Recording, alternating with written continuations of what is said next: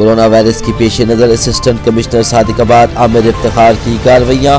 हुकूमती हिदायत पर अमल न करने पर पैलेस मार्ग की शादी हाल सील कर दिया गया। हाल में शादी की तकरीब जारी थी, जबकि फानूस थिएटर और पंजाब थिएटर भी सील कर दिए गए। कवानीन की खिलाफ वर्जी पर गिरफ्तारियां भी अमल में लाई जा रही हैं। असिस्टेंट कमिश्नर आमिर इफ्तिखार की मीडिया से गुफ्तगू।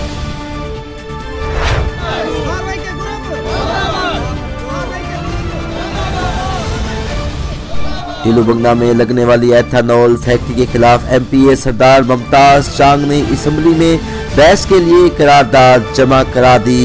अवाम का खराज तहसीन एमपी ममताज चांग ने कहा, इंशाल्लाह आखिरी हद तक जंग जारी रखूंगा। जन्नत मिसाली स्कूल में सालाना तकरीबें तकसीम इनामात। फर्स्ट, सेकंड और थर्ड आने वाले बच्चों में शील्ड और ट्रॉफियां तकसीम की गई। तकरीब के मेहमान खसूसी एमपीए हल्का 266 सरदार ममताज अली खान चांग थे।